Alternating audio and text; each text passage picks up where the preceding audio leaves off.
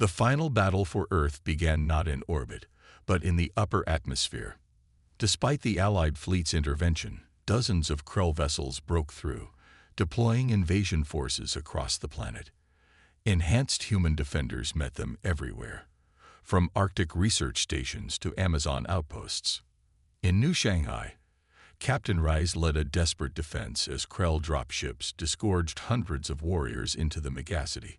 Her enhanced reflexes allowed her to move faster than human eyes could track, her polymer blade slicing through Krell exoskeletons with surgical precision. In orbit, Major Kai coordinated the Allied fleet, his telekinetic abilities amplified by neural interfaces that connected him to defense platforms throughout the system. His consciousness expanded. He directed energy barrages that neutralized Krell bioshields long enough for Allied weapons to penetrate. And at the heart of it all, Jackson Reed stood in perfect stillness as chaos raged around him. The neural amplifier technology had been pushed beyond its design parameters, allowing him to connect not just with other enhanced humans, but with the quantum fabric of reality itself. Through this connection, he could perceive the Krell collective consciousness, a hungry ancient entity that had consumed countless civilizations across the galaxy. For the first time, humanity faced the true enemy behind the Krell, not the biological vessels, but the parasitic intelligence that drove them. And through the human gestal consciousness, Jackson reached out to touch it directly. The contact was like fire in his mind. The Krell entity thrashed against his intrusion, its rage and hunger overwhelming. But Jackson wasn't alone. Through him, thousands of enhanced humans added their strength, their determination, their essential humanity to the confrontation. The battle in physical space paused momentarily as Krell warriors and ships suddenly froze in position. In the realm of consciousness, humanity and the Krell entity grappled for dominance. The entity had consumed countless minds over millennia, adding their knowledge and power to its own. But it had never encountered anything like the awakened human collective, a unity achieved not through assimilation, but through cooperation, maintaining individual identity within the whole. "You are not welcome here," Jackson projected, his thought carrying the weight of humanity's resolve. "We offer you this choice once. Leave, never return, and live." The entity's response was a surge of hateful hunger. It had never retreated, never shown mercy, never conceived of coexistence. It knew only consumption. "So be it," Jackson replied. Through the quantum connection, humanity struck. Not with weapons of matter or energy, but with a focused burst of collective will that severed the bonds holding the Krell entity together. For a moment that seemed to stretch into infinity, the entity struggled against its dissolution. Then, like a star collapsing into a singularity, it imploded. Across Earth and throughout the solar system, Krell warriors collapsed, the controlling intelligence gone. Their ships, suddenly directionless, drifted or crashed. The threat that had terrorized the galaxy for centuries ceased to exist in a single moment of unified human determination. In the aftermath, as Allied ships helped with recovery efforts and the enhanced humans gradually disconnected from the gestal consciousness, Ambassador Thalura met with Jackson on the partially rebuilt Proxima station.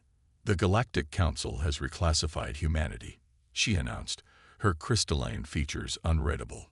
"You are now recognized as a Tier 1 civilization, with all the rights and responsibilities that entails." Jackson nodded, his enhanced perception noting the subtle signs of Thalura's unease. "You're still afraid of us." "Not afraid," she corrected. "Cautious. You have accomplished in months what took other species millennia.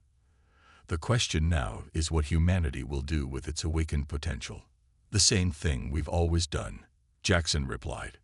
"Explore, learn, make mistakes, and try to fix them. We're still human, Ambassador. We're just more fully ourselves than we've been in 50,000 years." As Thalura departed, Maya joined Jackson at the viewport, watching Earth rotate serenely below them. "What happens now?" she asked. "The neural amplifier technology is spreading. Soon, most of humanity will be enhanced in some way. Jackson smiled, the luminescence in his eyes dimming slightly as he relaxed his enhanced state. Now we remember who we are. Not just weapons created by some ancient civilization, but a species with our own destiny to fulfill. And we have an entire galaxy to explore. In the years that followed, humanity expanded throughout the solar system and beyond, establishing colonies and forming alliances with former adversaries. The Galactic Council, once dismissive of humans as primitive curiosities, now sought their counsel on matters of interstellar security and diplomacy. And deep in the void between stars, the remnants of the ancient facility that had started it all continued to orbit silently, its archives still holding secrets about humanity's origins and potential that awaited discovery. Whatever humanity had been before, whatever they had been created to be, they would chart their own course now, awakened, unfettered, and finally taking their place among the stars not as servants or weapons, but as equal partners in the cosmic community. The forgotten warriors had returned, but they had brought with them something their creators never anticipated: hope, awakening potential. In the vast tapestry of the Milky Way, humanity was barely a footnote. While ancient civilizations like the crystalline Soldorians and the hive-minded Traxians had mastered faster-than-light travel millennia ago, humans had only recently stumbled into the galactic community. Earth's first colony ships had barely reached the closest star systems when they were discovered by Soldorian survey vessels. The meeting was cordial but tinged with condescension. Humans were classified as a Tier 4 species, technologically capable but evolutionarily unremarkable. The Galactic Accords granted humanity limited trading rights and restricted their military capabilities. Most species viewed humans as curiosities at best, potential servants at worst. After all, what could a species that had spent most of its existence fighting itself possibly contribute to the sophisticated politics of interstellar civilization?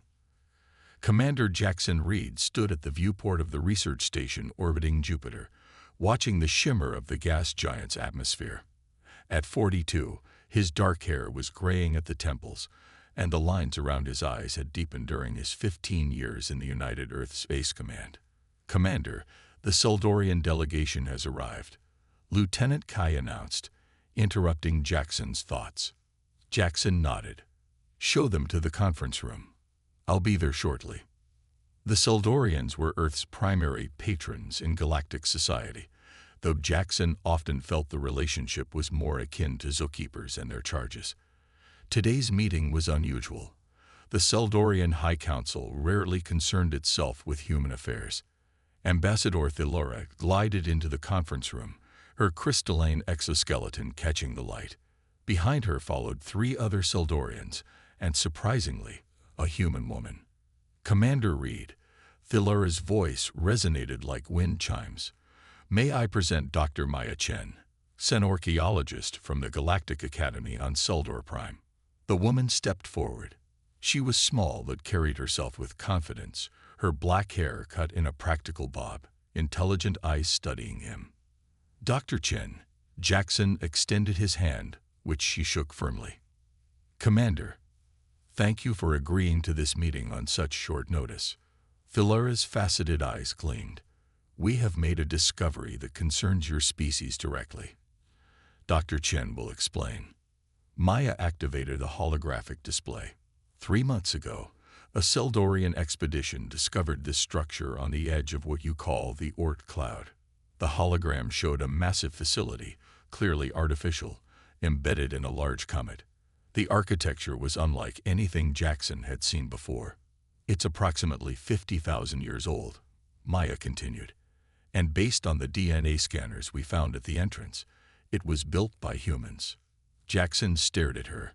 "That's impossible. 50,000 years ago, we were still figuring out stone tools." "That's what the historical record shows," Maya nodded. "But the evidence suggests otherwise. We've managed to access some of the facility's database. It appears to be a military installation, Commander, and it contains information about the human genome that, well, it's revolutionary." Over the next hour, Maya explained their findings. According to the data recovered, humans had once been a dominant species in the galaxy, genetically engineered as warriors by an even more ancient civilization. But something had happened, a catastrophic war followed by a deliberate suppression of human capabilities and memories. Earth had been designated as a reset world, where humans could develop naturally, certain genetic sequences dormant until needed again. The database contains methods to reactivate these dormant sequences, Maya said, her voice hushed with excitement. Enhanced strength, reaction time, cognitive processing, even limited telepathic abilities. Jackson felt a chill. Why are you telling me this? Surely the Seldorian Council wouldn't want humans suddenly becoming more powerful. Thelara stepped forward. We would not, under normal circumstances. However, circumstances are no longer normal. The ambassador activated another hologram, showing a fleet of biomechanical ships. The Krell Dominion has breached the Perseus Arm defensive line. 3 Tier 2 civilizations have already fallen. They will reach your solar system within 6 months. Jackson had heard rumors about the Krell, a predatory species that consumed other civilizations, both literally and figuratively. The galactic community had been fighting them for decades, keeping them contained to the outer reaches. The Accords prevent us from stationing significant military forces in your system, Philura continued, and your technology is insufficient to repel them. However, if Dr. Chen's theories are correct, awakened humans might stand a chance. You want to turn us into super soldiers, Jackson said flatly. We want to help you access what was once yours, Maya countered. This isn't about creating weapons for the Seldorians. It's about ensuring human survival. 3 months later, alarms blared throughout the Jupiter research station. The Krell had arrived earlier than expected, a scout force testing Earth's defenses. Humanity's conventional weapons had proven almost useless against Krell biotech. The first engagement had resulted in the destruction of 3 Earth battlecruisers with minimal damage to the Krell vessels. In the station's central laboratory, Maya worked frantically at her console. Behind her, 20 volunteers from Earth's special forces lay in medical pods, neural interfaces attached to their temples. The latest adjustments to the neural amplifier are complete, she reported to Jackson, who stood watching the vital signs of the volunteers. But I can't guarantee this will work. The ancient database was specific about activation sequences, but our technology is primitive compared to what they had. We're out of options, Jackson replied grimly. The main Krell fleet will be here in weeks, not months as we thought. If this doesn't work, humanity becomes their next meal. Maya initiated the sequence. The neural amplifiers hummed to life, delivering precisely calibrated stimulations to dormant regions of the volunteers' brains, triggering cascading genetic activations throughout their bodies. For several tense minutes, nothing happened. Then, one by one, the volunteers' vital signs spiked.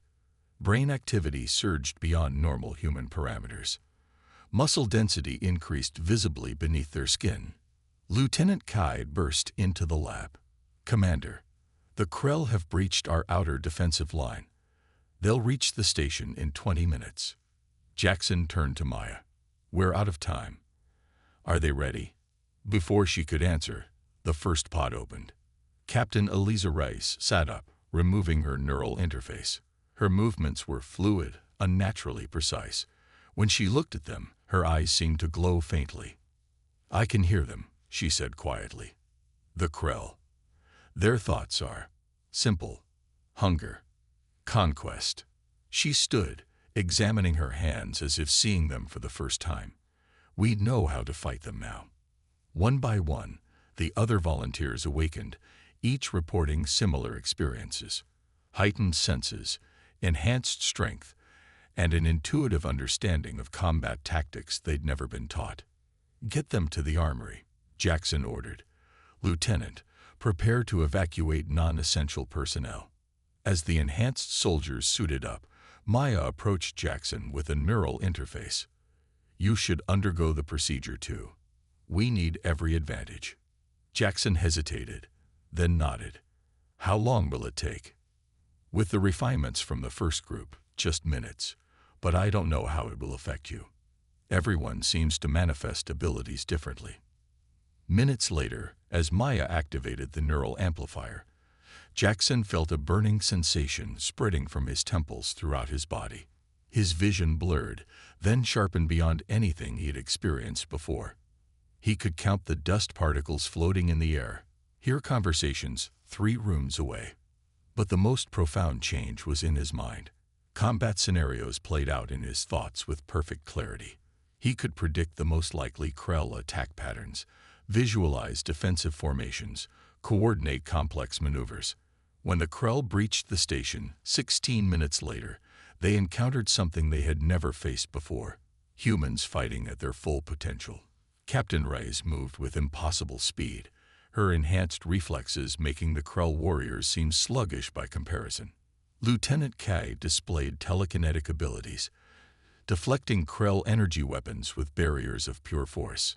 And Jackson, coordinating it all, seemed to be everywhere at once, his tactical awareness approaching precognition. For the first time since they had emerged from the outer darkness, the Krell were driven back. As the last Krell scout ship retreated, trailing plasma from its damaged hull, Jackson stood in the shattered command center of the station. The enhanced soldiers gathered around him, their expressions a mixture of exhilaration and shock at their own capabilities. Maya approached, her face grim despite their victory. "This was only a scouting party, Commander. The main fleet will be here soon." Jackson nodded. "Then we need more soldiers like us. How quickly can you scale up the neural amplifier technology?" "With Seldorian help, we could have thousands of enhanced humans ready within weeks. But there's something else you should know." She hesitated. "According to the ancient database, what we've unlocked is only a fraction of humanity's potential. The first step in a process that was meant to create the ultimate warriors. Then we continue the process," Jackson said, looking out at the stars where Earth's enemies gathered. "Humanity has been sleeping for 50,000 years. It's time we woke up." From the shadows, Ambassador Thelura watched, her crystalline features unreadable. The humans were becoming what they once were, a force that had once shaken the foundations of the galaxy. She sent a private message to the Seldorian High Council. "The weapon is awakening. Prepare contingencies." The ancient game had begun again, and no one could predict how it would end. The unexpected champions. 1 month after the first Krell encounter, Earth had changed beyond recognition. Neural amplifier technology had spread to military installations worldwide. Thousands of volunteers underwent the activation process daily, each emerging with unique manifestations of humanity's dormant potential. Dr. Maya Chen stood in the observation deck of the new command center buried beneath the Himalayas, watching holographic displays of training exercises. Enhanced soldiers demonstrated abilities that would have seemed miraculous just weeks ago. Superhuman strength, accelerated healing, tactical precognition, even limited telekinesis. Impressive, isn't it? Jackson Reed appeared beside her, his enhanced movements silent despite his imposing frame. The activation had affected him profoundly. Silver streaks now dominated his formerly dark hair, and his eyes had taken on a luminous quality that was becoming common among the enhanced. "It's proceeding faster than I anticipated," Maya admitted. "The human genome is adapting to the reactivation process, becoming more receptive with each generation of the technology." Jackson's expression remained neutral, but Maya had learned to read the subtle signs of his concern. "You're worried about the Seldorians," she said. "Wouldn't you be? They've been conspicuously absent since providing the initial assistance with the neural amplifiers. Ambassador Thelura hasn't responded to communications in 2 weeks." Maya sighed. "They're afraid. The ancient records suggest that humans weren't just soldiers, they were weapons designed to be unstoppable. The Seldorians are wondering if they've unleashed something they can't control." "They haven't," Jackson said firmly. "We're still human, with all our flaws and virtues. We just have additional capabilities now." Their conversation was interrupted by an urgent alert. Lieutenant Kai, Now Major Kai appeared on a holographic display, his features tense despite his usual composure. "Commander, we've detected the Krell main fleet crossing Saturn's orbit. They'll reach Earth in 3 days. And sir, it's much larger than our projections. At least 300 capital ships, with thousands of support vessels." Jackson's enhanced mind immediately calculated the odds. Even with their awakened abilities, humanity was outnumbered and outgunned. Status of Proxima Station: fully operational. Enhanced garrison is at full strength. But if the Krell bypass it? They won't, Jackson interrupted. Proxima Station is our first and best line of defense. If we can't hold there, Earth falls. He turned to Maya. Time for the next phase. Doctor, we need to push the neural amplifiers to their full capacity. Maya hesitated. The data suggests that full activation carries risks: psychological instability, potential loss of human identity. We don't have a choice anymore, Jackson said grimly. Prepare the command staff for the procedure, starting with me. 48 hours later, the Krell fleet emerged from faster-than-light travel near Proxima Centauri, Earth's nearest stellar neighbor and home to humanity's first and largest extraterrestrial military installation. Proxima Station was a marvel of human engineering enhanced by the recovered ancient technology. A massive orbital fortress armed with weapons that humans shouldn't have been able to create for centuries. Inside the station's command center, Jackson stood perfectly still, his consciousness expanded beyond normal human perception. The full activation of his dormant abilities had transformed him further. His skin now had a subtle metallic sheen, and he could process information at speeds that would have seemed godlike to his former self. Around him, the similarly enhanced command staff operated with silent efficiency, their movements synchronized as if part of a single organism. Their minds linked at a fundamental level through what Maya had termed quantum entanglement of consciousness, a fancy way of saying they have become somewhat telepathic. Krell fleet approaching optimal engagement range, reported Captain Rice, her voice unnaturally calm. The activation had affected her differently. Her enhanced reflexes now operated on an almost precognitive level, allowing her to react to events fractionally before they occurred. Launch interceptors, Jackson ordered, targeting protocols Alpha through Delta. The battle began with a silent ballet of destruction. Human interceptors, piloted by enhanced operators whose neural interfaces connected them directly to their craft, swarmed toward the Krell vanguard. They moved with impossible precision, evading biomechanical tentacles and energy discharges that would have annihilated conventional fighters. For the first hour, humanity held its own. The Krell, accustomed to overwhelming technological superiority, found themselves matched by enhanced human reflexes and tactical awareness. Then the tide began to turn. The Krell adapted, their hive consciousness analyzing human tactics and developing counters. One by one, human interceptors were destroyed. The Krell capital ships advanced, their massive bioweapons charging. In the command center, Jackson felt every loss as if it were a physical wound. The quantum entanglement connected him to every enhanced human in the battle. He knew exactly when each pilot died, felt their final moments of determination and fear. We can't hold them, Major Kai reported, his telekinetic barriers straining to deflect enemy fire from the station's critical systems. Structural integrity at 42% and falling. Jackson closed his eyes, expanding his consciousness further, reaching for something he had sensed at the edges of his awareness since the full activation. The ancient database had hinted at it, a network connecting all activated humans, a gestalt consciousness that could emerge in moments of extreme need.